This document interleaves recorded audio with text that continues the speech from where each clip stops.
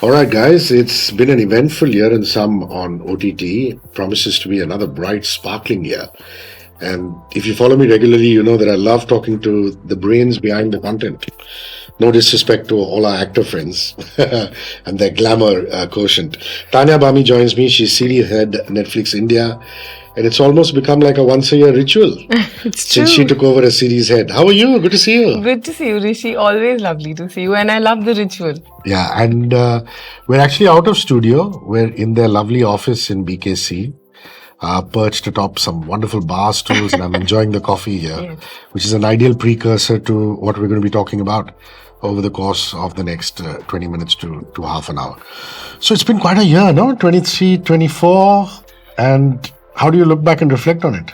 It's been quite a year or few, I would say. I Like mean, they say, nothing is a coincidence and nothing happens overnight. well put. Couldn't have said it better myself. No, thankfully, really, God's been kind, or should I actually say that our members and our audience has been super kind to enjoy everything we've been doing since, I think, late in 21 onwards. It's been a steady sort of build up to a wonderful 2023, and really delighted with the way 2024 started, with a whole lot of laughs for everyone. And they've been doing, the country's been laughing along with us and celebrating lots of wonderful little wins together. So yes, it's been a great start. Yeah, I feel you don't get enough credit for the comedy that you do. And it's time that we set the record straight. And the best way to set the record straight is by having two shows who are such huge winners on worldwide charts, if I'm not mistaken. I'm talking about the Great Indian Kapil Show and Mamla Legal Hai. Both, I imagine, Tanya's very, very, very proud of. Yes, Might I add, extremely. the first episode of Kapil, watched it end to end. I love the set. Thank Whose you. work is that? That's Varsha's work. Wonderful, Yeah. Varsha, great job. I love the whole theme about the cafe and the airport and things like that, and the scale and the depth of it. You know, in the past, you've always wanted more depth, Yeah. and it's so colorful. It's like a carnival, and I thought the Kapoors, which is Mrs. Kapoor and Riddhima and Ranveer, did such a great job, and it's just wonderful to see Sunil Grover back in the mix. Yes, I know. I mean, thank you. The set was actually very intentional, and I'll say it's the team's idea together with Kapil's team to actually look at, what are the favorite spotting grounds for celebrities. So we thought, what better than an airport lounge? You're bound to run into somebody, and it's true. I mean, a lot of people are dressed in the airport looks, and everybody wants, there are paps. So the airport is quite a ripe ground. I also feel it offers for so many interesting characters, which you will see unravel across the series as episode on episode. So, of course, there's Mona, the air hostess, who will make her coming in, Krishna Abhishek playing that. Mona will make an appearance in episode 2. There's a very special character. Should I tease the character? Sunil's course, character. yeah. Yes. There's a very special character that Sunil is playing. He calls himself a bird engineer. But I'll let everybody discover that in the episode. I'm not going to say what that is. So he plays Chumbak Mittal, the bird engineer, and then there are many takeoffs on that.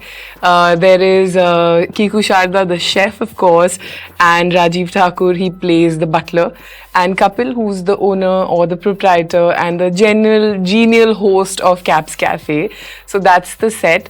And I think, we were all so happy with the heartwarming conversations that the Kapoor family had. That was one of the things we were very intentional about, that it should feel like a closer look at, these wonderful celebrities who we all idolize. How do we get to know them a little better? Not just about their work, but maybe about the lighter side, the human side. And I think they've all opened up their hearts and talked about everything from, what cooks in their kitchens to really what they can't keep in their stomach. So it was a really Yeah, interesting. that's another thing that I commented upon the moment I saw the show, is that it didn't seem to me like somebody's come in here for a promotion. Yes.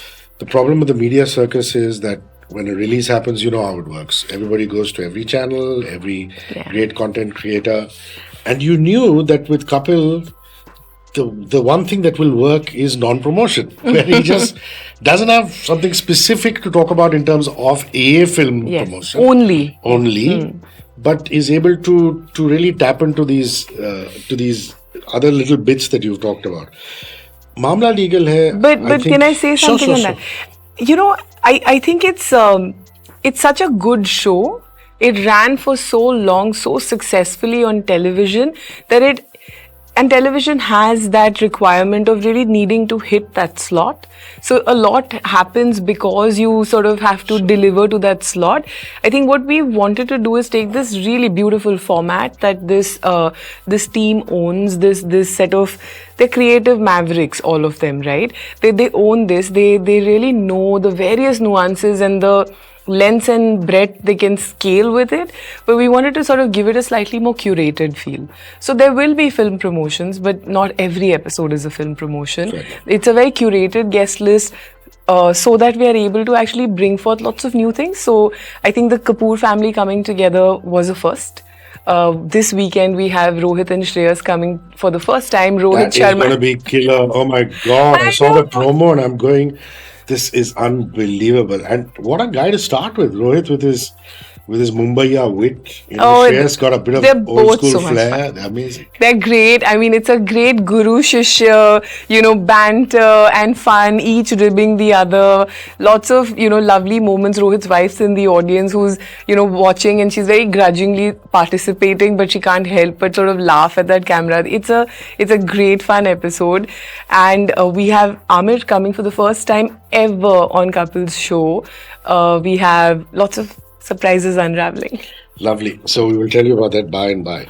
With Mamla Legal, I think it's really redefined the territory of anything to do with the law as far as conventional popular entertainment is concerned. I mean, for the longest time, it was just so boring to see these courtroom dramas in which guys would bang down their gables and say "Milord" and this and that. Objection. And I don't think they even say "Milord" anymore in the courts.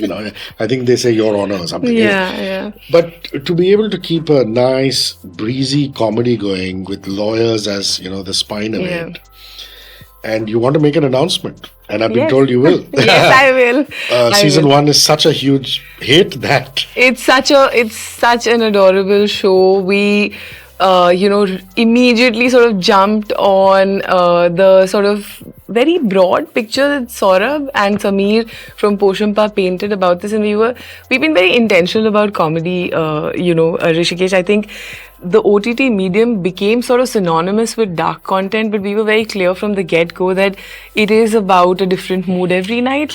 And while we ourselves have enough crime thrillers that our members enjoy all the time, we do have, we know that Mismatched works as a romance, and we know that Mamla Legal Hai will work as comedy. So we were intentional about sort of bringing forward a sitcom on the OTT, within the OTT play.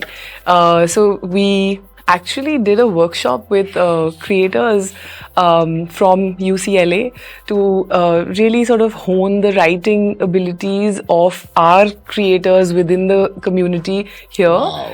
To be able to identify a few sitcoms that we can develop, and Mamla Legal Hai I think has benefited from that exercise. It is Saurabh's vision entirely, but I think just being mindful that comedies tend to drift into dramedies by the time they are made. So I think Saurabh, Sameer and all of us were very rooted to the fact that okay, this is a sitcom and we're going to keep it a sitcom. It's a workplace comedy, but what better place to sort of do this comedy than in a courthouse? I won't even say it's a courtroom comedy. It's a courthouse. All kinds of things happen, and I remember the pitch.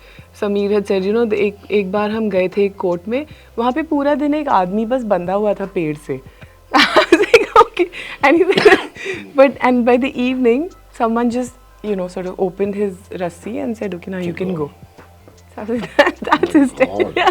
I think the time to segue into something grander shall happen, but only after you make that announcement. Oh, that's right. Sorry, Rishi. I didn't mean to deny you the announcement. But yes, so we are going ahead and recommissioning Mamla Legal Hai for a season 2. Lovely. And it's a show that we are really keen that comes back soonest to delight all the fans of all these wonderful, crazy characters.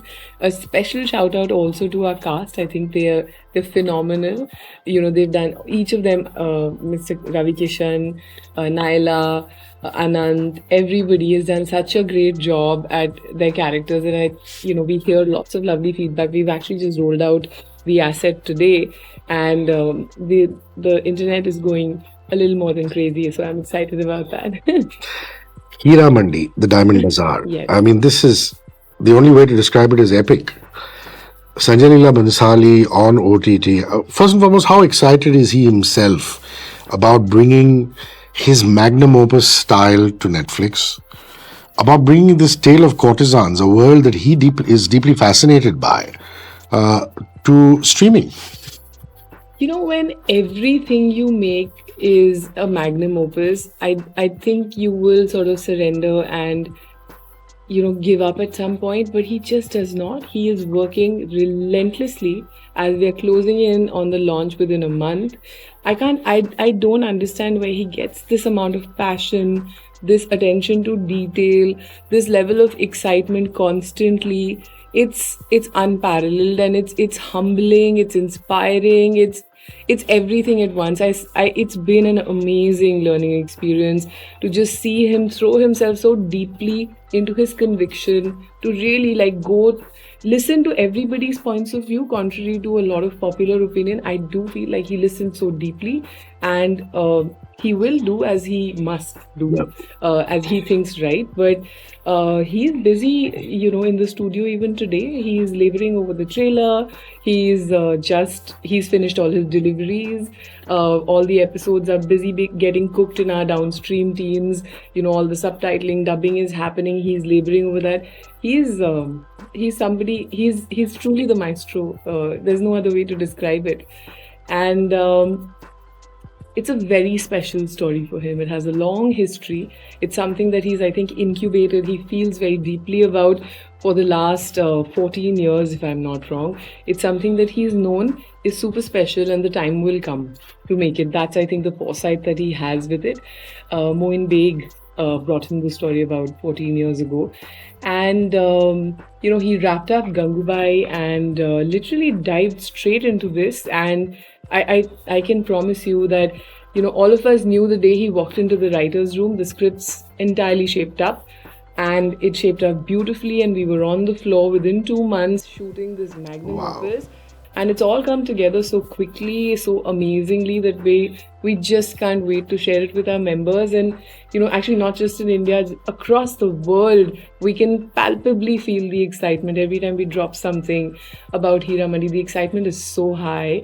All corners of the world are really eagerly awaiting this creation from India, and that's what makes it so special. It's such a wonderful representation of what Indian cinema is and the best of Indian cinema and series in this particular case. Manisha Koirala, Sonakshi Sinha, Aditi Rao Hydari, Richa Chadda, Sanjeeda Sheikh and Sharmin Sehgal, they act. And with Bhansali, the music is going to be A grade. With him, the costumes are going to be fantastic, and the girls can't stop raving about him. All his leading ladies love set against the freedom struggle. Yeah. Yes, it's the most unlikely setting for, you can imagine romance happening there. You can imagine sort of interpersonal dynamics, a revenge story. But how all of this comes together, the world of the courtesans, the world of the Nawabs, the world which, the British were, this is set in 1942, so the Quit India movement was ripe. And all of it comes together in this one cathartic climax that he's really known for. It's a storyline that sort of stays with you, and the prospects of, where it could go from there, equally exciting. One world, your station.